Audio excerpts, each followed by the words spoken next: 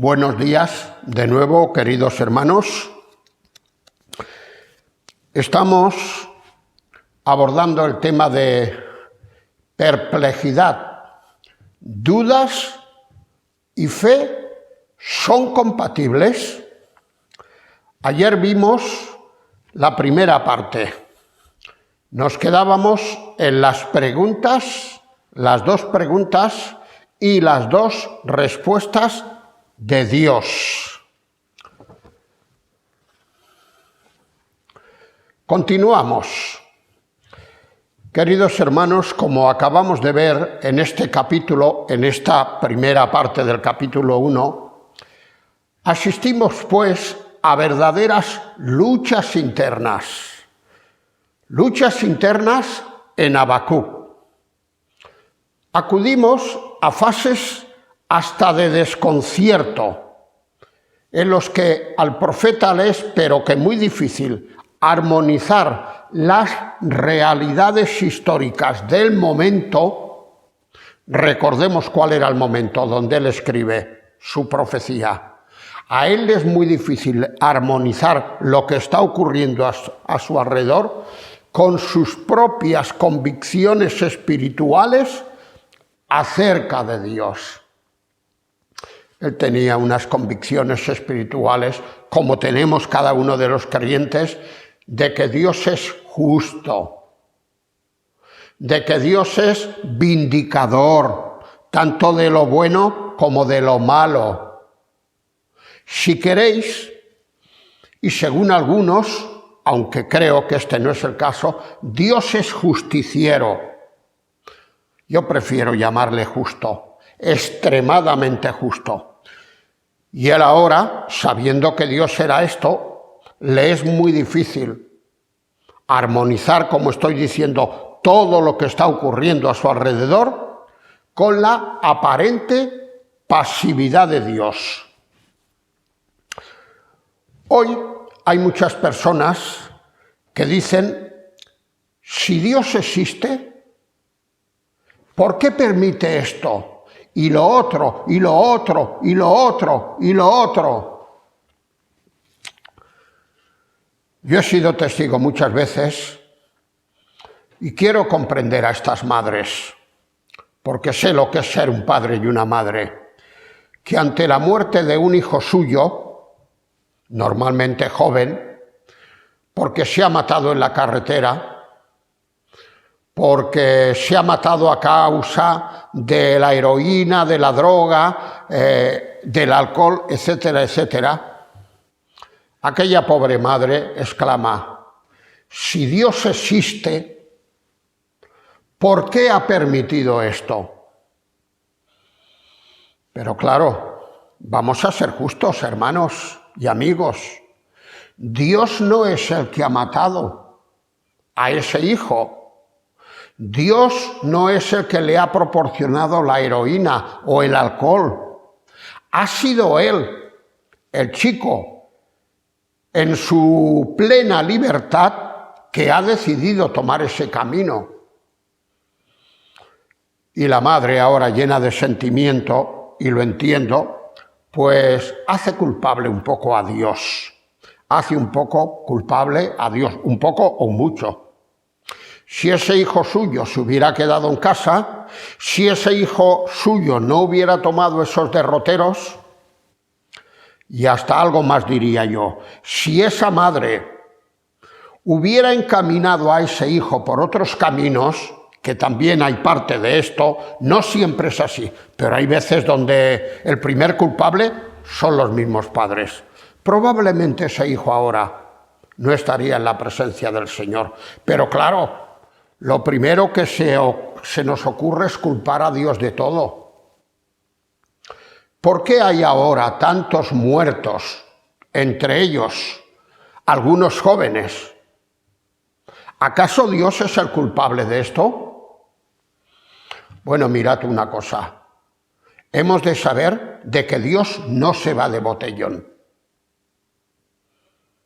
Como diríamos ahora, expresando el lenguaje humano, Dios se queda en su casa. Pero los que ya no están se han ido de botellón, se han contagiado, les ha dado todo lo mismo y el resultado final ya sabemos cuál ha sido. Bien, pues el profeta aquí está en una tesitura difícil de darle una solución por lo menos convincente. Un poquitín al profeta Habacuc le ocurre algo así, como le ocurría al autor del Salmo 42 y 43, según los entendidos, que parecen ser que es un solo salmo. ¿Qué pasa ahí en el Salmo 42 y 43? Ahí el autor de estos dos salmos deja al descubierto sentimientos contrapuestos por los que se va debatiendo entre el pesimismo y la fe. Si tenemos, iba a decir la paciencia, pero no son tan largos, si tenemos la paciencia de leernos estos salmos, veremos como una vez el salmista está arriba, pero luego al momento se va abajo. Está entre la euforia, pero luego al momento cae en una depresión o en una semidepresión. Pues bien, en cuanto a Habacuc, en estos momentos la fe de Habacuc se enfrenta a los hechos que tiene delante. Y esto nadie se lo ha contado, Esto lo está viendo él con sus propios ojos y se está escandalizando, un poco hasta de Dios. Se enfrenta a los hechos que tiene delante y esto le plantea multitud de preguntas muy difíciles de contestar o de armonizar satisfactoriamente. Por ejemplo, ¿cómo un Dios justo y un Dios santo puede permitir todas estas cosas que estoy viendo a mi alrededor, dando la impresión de que es un Dios que mira para otro lado, que nada le importa? La justicia en el mundo y dentro del pueblo que él ha hecho su propio pueblo, el pueblo de Israel. ¿Hasta cuándo? Señor, ¿hasta cuándo vas a permitir todo esto? Le está diciendo en el capítulo 1. ¿Y por qué ocurren todas estas cosas? Él sabía de sobra porque era profeta y conocía la voluntad de Dios. Pero si no lo hubiera sabido, Dios le hubiera dicho, pues ¿sabéis por qué ocurre todo esto? Porque en el corazón del hombre anida la maldad. Y cuando el hombre se aleja de Dios y cuando el hombre no tiene en su diario vivir en cuenta a Dios, y va por sus propios caminos, solo le aguarda que el mal. En el Nuevo Testamento Pablo hablará de los hombres que engañan y al mismo tiempo son engañados. Hoy te la pego yo a ti, pero me tengo que resguardar porque mañana me la vas a pegar tú a mí, como así ocurre en esta vida, dando, repartiendo y recibiendo. Esta es la respuesta. Queridos hermanos, analizando detenidamente las Escrituras, hay procederes de Dios dentro de su pueblo. Más bien, yo pienso que no son procederes claramente, sino permisiones. Hay permisiones de Dios que en principio no acabamos de entender. No acabamos de entender. Voy a decir algo que no tenía pensado, pero que me viene en este momento a la memoria. En cuanto a mi experiencia personal, hermanos, después ya de 56 años de haberme convertido al Señor, os tengo que decir que he ido sufriendo una transformación en mi manera de ver las cosas. Y creo que esto es bueno, lo digo de corazón, no lo digo como un punto a mi favor. Creo que los años y la madurez deben de servir para algo. Yo hace muchísimos años, al principio de mi conversión, no me planteaba ciertas cosas. porque entendía que dudar de cosas de Dios, hacerle preguntas a Dios, como vemos aquí y en otros sitios, era algo así como enfrentarse a Dios y pecar contra Dios.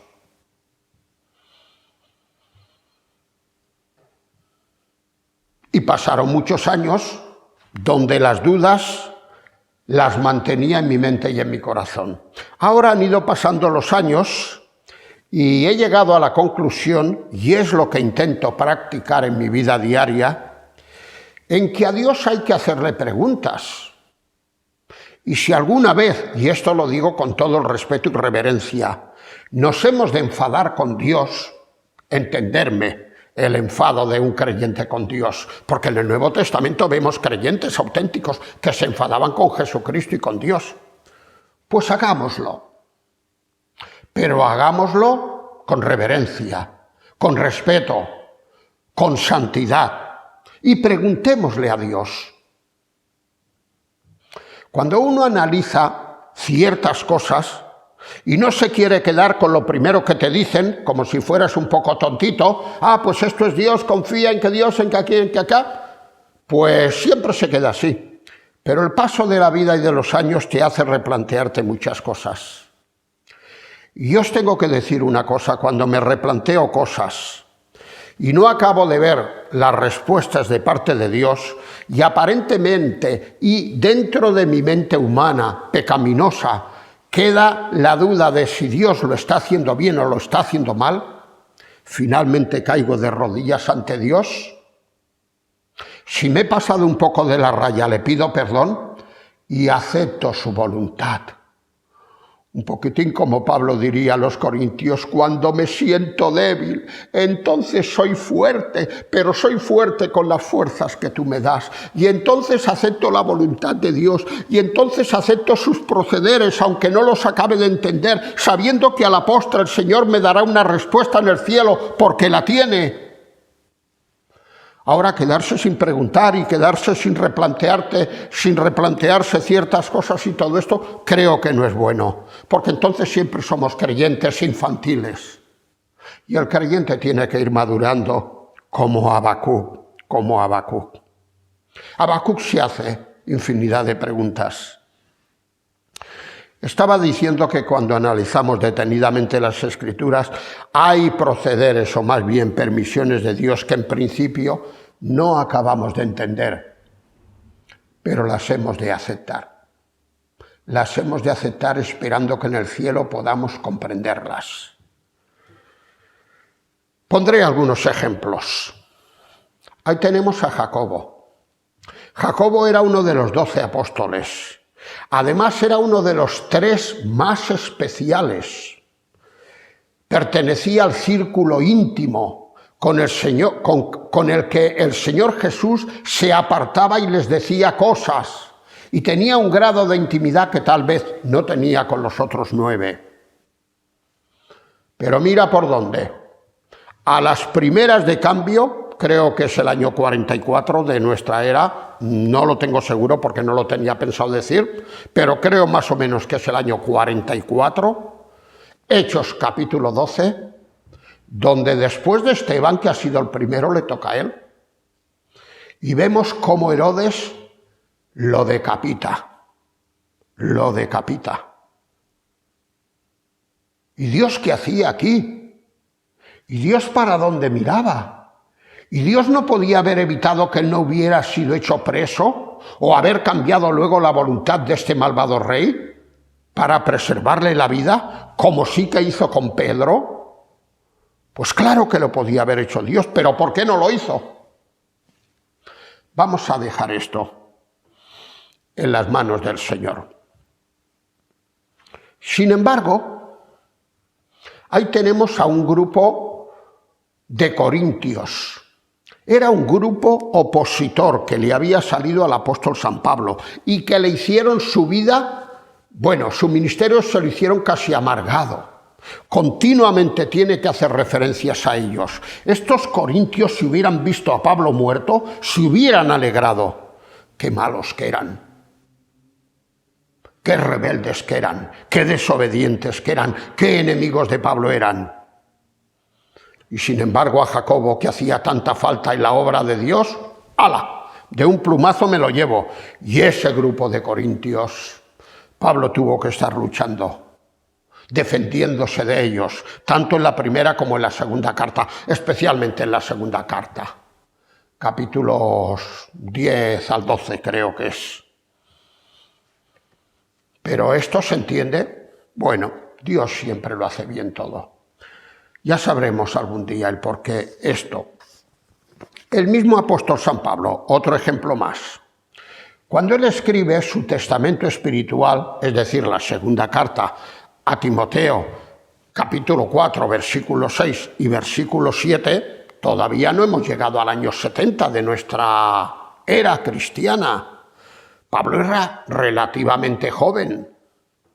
Él le dice a Timoteo en este último capítulo: porque yo ya estoy para ser sacrificado. No se trata de que fuera una muerte normal. Él tendría año arriba, año abajo, pues estos 66, 68 años, yo voy a hacer ya 75. Y hay otros que hacen 90. Y sé que un día tendré que morir, lógicamente, pero bueno, será de muerte natural. Cuando él le dice a Timoteo, yo ya estoy para ser sacrificado, no está diciéndole que es que le ha llegado la hora, porque tiene una enfermedad incurable, etcétera, etcétera, etcétera. No, él iba a ser sacrificado, asesinado por Nerón, por el Imperio Romano, con la falta que hacía en la obra de Dios, pero si era jovencísimo, si Juan, el apóstol Juan, duró casi hasta los 100 años. Bueno, alguno dirá, igual es que era mejor Juan que Pablo y por eso le preservó más la vida. No es así, queridos hermanos, todos sabemos que no es así. Él a punto de ser sacrificado, pero es que en este mismo capítulo habla de un creyente que se llamaba Alejandro el Calderero, capítulo 4 y versículos 14 y 15, y le dice a Timoteo: oye Timoteo, tú debes saber que Alejandro el Calderero me ha causado muchos males. El Señor le pagará conforme a sus hechos. ¿Cuánto daño me ha hecho una y otra vez? Y te pido una cosa, guárdate de él, que no va con buenas intenciones, guárdate de él.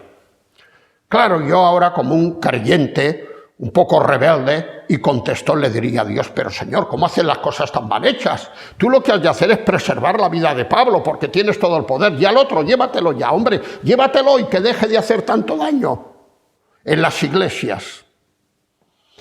Pero Dios, queridos hermanos, tiene su manera de proceder, que tantas veces no es la nuestra. Otro ejemplo más, Juan el Bautista. Vaya hombre de Dios.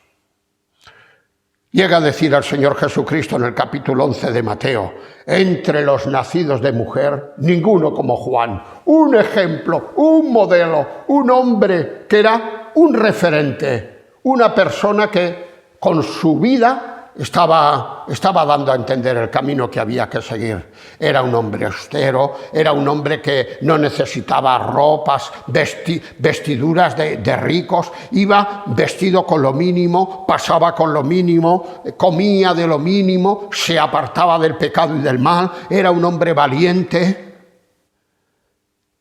que sabía que a través de su valentía podría buscarse la muerte, como así fue. Allá está el rey Herodes. El rey Herodes, que ha buscado a su cuñada, la mujer de su hermano Felipe, llamada Herodías, y se entendía con ella. Y ahora le diríamos a Juan: tú calladito, Juan, tú calladito, no sea que tú hagas una denuncia y acabes recibiendo tú calladito.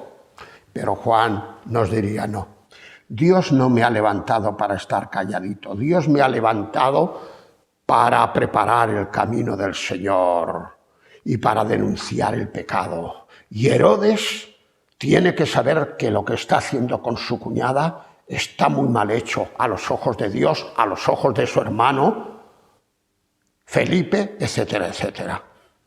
Y Juan le denunciaba. Y fijaos si la vida de Juan era una vida atractiva, que Herodes, lejos de llevarlo al patíbulo, dice el Evangelio que lo admiraba. En el fondo, aunque le protestara, lo admiraba. como diciendo, hombres como este hacen falta en mi reinado. Pero mira por dónde. Dios permite que en el cumpleaños de Herodías, me parece que antes he dicho Herodías equivocadamente, bueno, sí, ella era Herodías, en el cumpleaños de Salomé, de la hija, bueno, los nombres pueden estar intercambiados, estoy trabajando con la memoria ahora. El caso es que la hija, era su cumpleaños y danzó de tal manera que el rey allí, como digo yo siempre, con una copa de menos, como dice el dicho, en lugar de 100, 99, pues estaba ya un poco, y le dice, pídeme lo que quieras, que yo te lo daré, que tal y que cual. Ay, queridos hermanos, qué malas son estas celebraciones, cuando uno se empina más de la cuenta a la cosita, y entonces ya no estás en tus cabales. Pero claro, había allí muchos súbditos, mucha gente, y cuando un rey daba una palabra la tenía que cumplir. La chica va a su madre y le dice, ¿qué es lo que pediré? Y la madre dice, esta es la mía, pide la cabeza de Juan el Bautista, que te la traigan en un plato. Y así fue. Y el rey Herodes luego le supo muy mal de haber hecho aquella promesa, pero tenía que cumplirla. Pero claro, la pregunta es, pero bueno, el Señor, que es el providente, ¿por qué permite que las cosas lleguen tan lejos y se lleve a uno que, bueno, era el referente en aquellos momentos? Era admirado por todos y por el Señor Jesucristo también. Esto lo encontraríamos en Marcos y en algún otro evangelio. Ya llevaba razón, queridos hermanos, Salomón, como vimos ayer, cuando decía, asimismo he visto a los inicuos sepultados con honra, mas los que frecuentaban el lugar santo fueron puestos en olvido, en el lugar donde habían hecho sus grandes obras. Vaya frustración. Los inicuos, sepultados, bueno, bajo palio, rindiéndoles honores, y los hombres piadosos que no salían de la casa de Dios y donde estaban haciendo obras a favor de toda la sociedad, una vez que mueren, si te he visto no me acuerdo. Dice, esto es un mal, dice él. El apóstol San Pablo, y vamos ya terminando esta serie de ejemplos, cuando está terminando aquellos 3 capítulos, 9, 10 y 11 de la carta a los romanos, y aborda cosas bastante difíciles de armonizar, él se hace esta pregunta, porque ¿quién entendió la mente del Señor? Está muy claro que Pablo, y con todo y ser Pablo, en aquellos momentos, ni en aquellos ni en otros posteriores, entendía del todo la mente del Señor. ¿Quién va a entender la mente del Señor? Si Pablo no la entendía, la vamos a entender nosotros, hombre, por favor. Aunque Dios es cercano a nosotros, pero siempre tiene que guardar una distancia. Nosotros no podemos entrar hasta su misma mente y entender todo lo suyo. No sé hasta qué punto Dios, cuando estemos en su presencia, nos revelará más cosas o se las guardará para Él. Está en su derecho. ¿Quién entendió la mente del Señor? Pablo no la entendía. Y yo tampoco la entiendo. Y aunque yo no soy nada, los que me conocen saben que soy una persona muy sencilla, pero los años me han hecho ir conociendo cada vez más cosas del Señor, porque me he espabilado, porque no me he puesto a dormir.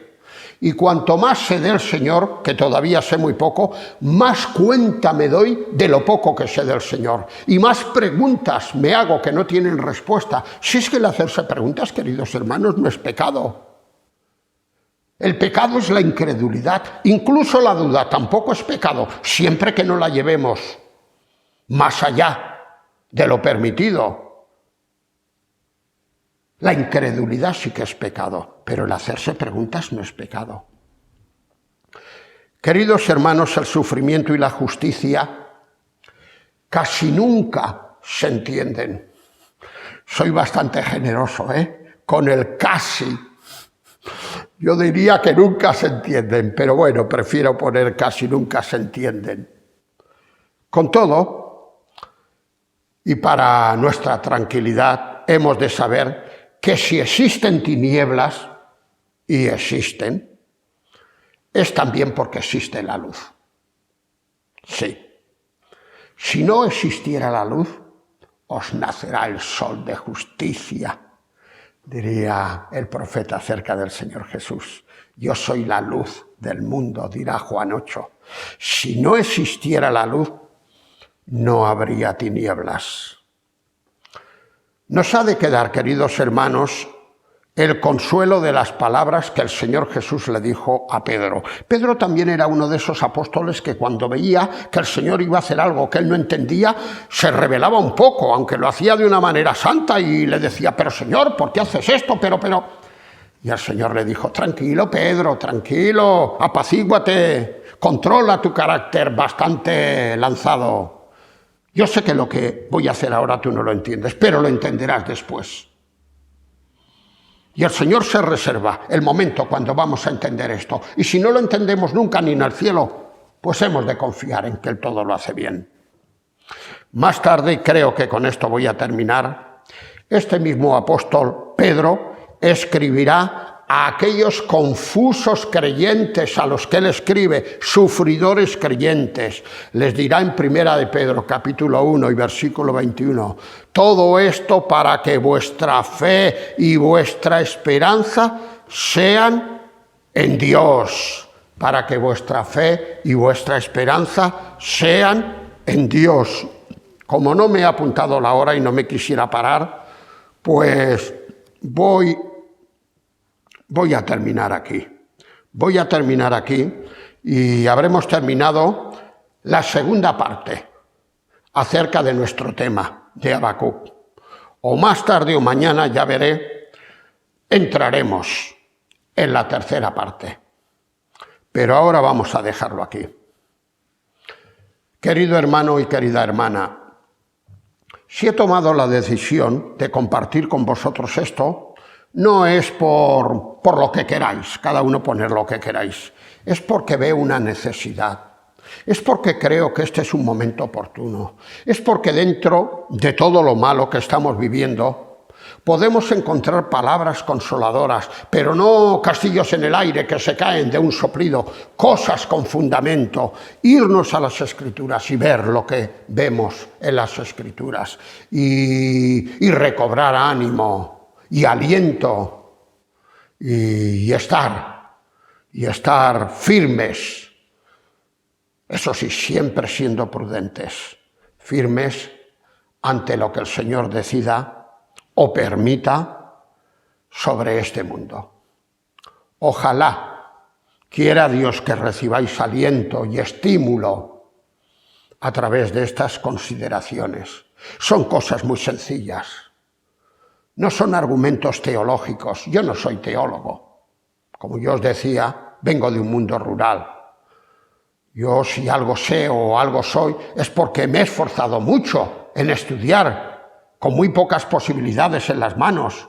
Y lo poquito que haya podido aprender, pues el Señor lo está usando para bendición de otros. Y así espero también que esté usando estas reflexiones. Ya que no os puedo dar un beso de otra manera, os lo voy a dar así. Que Dios os bendiga mucho. Que Dios nos bendiga a todos muchos. Bendiciones, hermanos y hermanas. Voy a cortar la grabación.